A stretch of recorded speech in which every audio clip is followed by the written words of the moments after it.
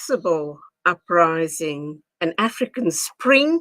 Is there an African spring in the making? Now, we do know that amidst protests in Kenya, Uganda, and Nigeria, some analysts say that an African spring is in the making.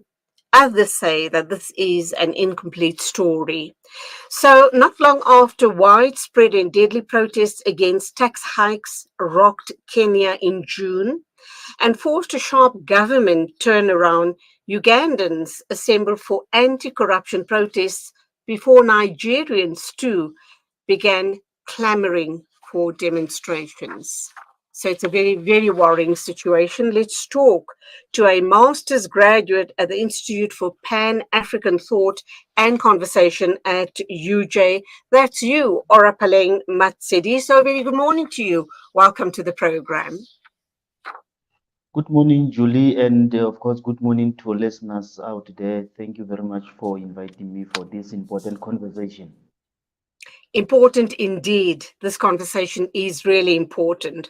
So, do you believe that Africa is experiencing a protest-led revolution? Yeah, I would say relatively, Africa is facing, of course, a protest-led revolution. Because to a certain extent, some of the young people who are leading this protest, they are able to articulate it very well so that it can be able to get attention of the leaders and the world out there. So I'm saying this is very led because I happen to be in the virtual meeting or a virtual lecture with some young people in Kenya at the beginning of July, and I could listen to them articulating their views, and I would say this is a very well-led revolution. So, you know, um, many years ago, I think it was in 2011, 2010, when we saw the Arab Spring starting, it was really a situation where the Tunisian vegetable seller obviously self-immolated himself. But that was out of frustration for being mistreated by security officials. That started and that sparked the Arab world. This was way back in 2010. That kick-started, of course, the uprising now known as the Arab Spring. Do you think that something similar might, start up here in Africa?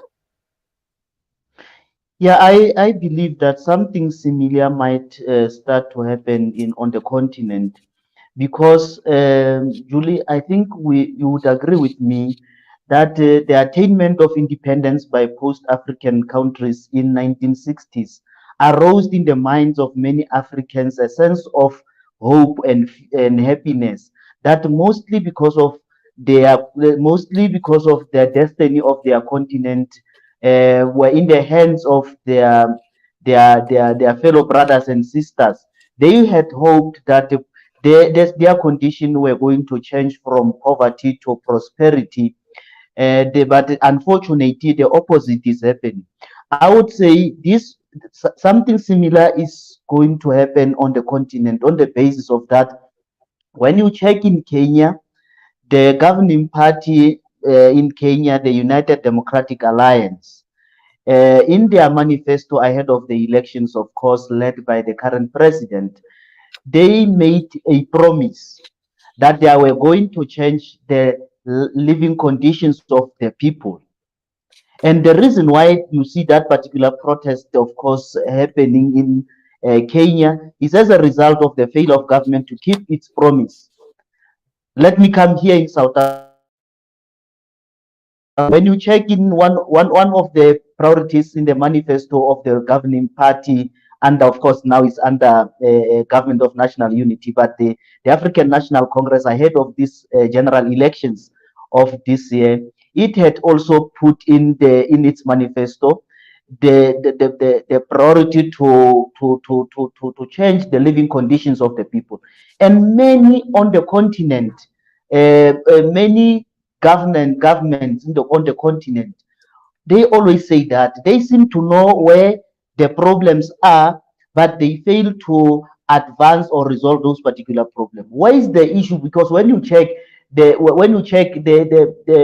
in the main, many of these protesters, they cry about mismanagement of funds and poor governance. Now you ask yourself this question: where is the African peer review mechanism? Where is the African Union and the NEPAD, New Partnership for Africa's Development, in the main? But you would arrive to a conclusion that the unfortunate part is that we seem as a continent to be leader-centric in approach to many of our issues.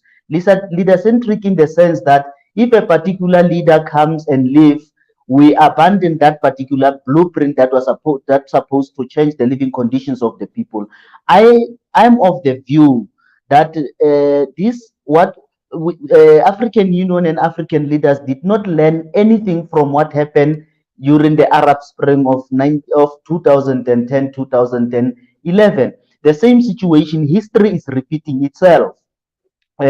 uh, you see in Uganda, and I'm afraid with regard to what is happening, the situation in Uganda, because my master's was on South Sudan, and when you check, the President Museveni was one of the guarantors of who were supposed to assist to facilitate peace agreement in South Sudan, and it happened during the negotiations or the mediation that he was supporting a particular faction, including sending ammunition to a particular faction. So I would say Museveni is not, of course, in my view, a person who would want to allow democratic engagement rather than using force. You'd remember that ahead of this protest in Uganda, instead of calling for engagement with the protesters, he threatened them to say they are playing with fire. You go to Kenya, William Ruto says his government is now going to protect the properties, going to ensure that there's stability. The opposition, Raila Odinga, calls for what you call dialogue, and he's not actually for dialogue. He thinks that what he decides, it must go, and that is not how we should approach engagement and dialogue in order to make sure that we heal, we arrest the situation.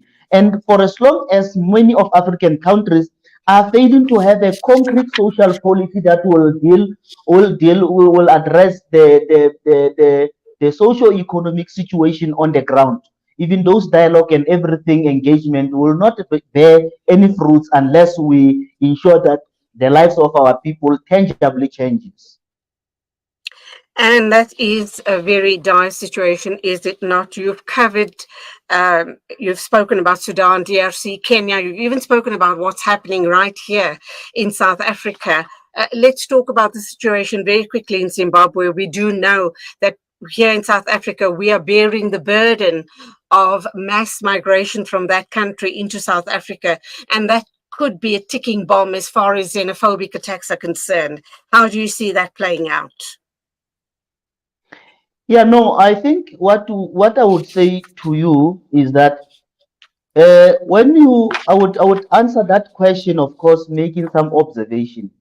When you look at what happened previously in Europe, not currently, previously in Europe, the emergence of the populist leaders in Europe, it was as a result of the mainstream political parties failing to enter the space to debate or discuss the issue of immigration and migration, thinking that that is an emotive and sensitive issue. And I will come back to South Africa. The mainstream political organization seems to be coming outrightly in leading the debate about migration and immigration. That is why the minority political party takes advantage to fuel the hatred amongst Africans. We would take Mackenzie of Patriotic Alliance taking advantage of that because we are failing to enter the debate and lead the debate and say, how can we deal with this particular issue, irrespective of it being emotive and sensitive. But at the ultimate end, we need to enter debate and be able to arrive at the amicable solutions to make sure that Africans accept each other. But at the ultimate end, the situation in Zimbabwe is attended to, and of course, peace reigns in Zimbabwe, so that we should not face an influx of many of Zimbabweans coming to South Africa for looking for greener pastures, because even here in South Africa the unemployment rate is high, and such is likely to spark xenophobia. So we need to have situation where SADC sits and engage on a serious program of making sure that the problems are resolved. The unfortunate situation in our continent is that this brotherhood kind of approach to situations, a particular president of a country fails to tell you straight as a form as a counterpart that you are wrong in what you are doing. Rather than that, we will want to be, of course, trying to be diplomatic. Diplomacy way does not assist. We need to tell our fellow leaders that they are Okay. wrong when they are wrong. Absolutely. And that's where we're going to have to leave it. Thank you indeed for your time and your insights. And we hope and pray that the African Spring does not come to pass. Orapeleng Matsediso, thank you for your time. Hopefully we'll talk again in the future. It is Thank you exactly very much. 8:56 news and views moving along. Next up, we're going to be talking about monkeypox. Is that a threat as far as the global community is concerned? I think that's how the COVID conversation started as well, way, way back.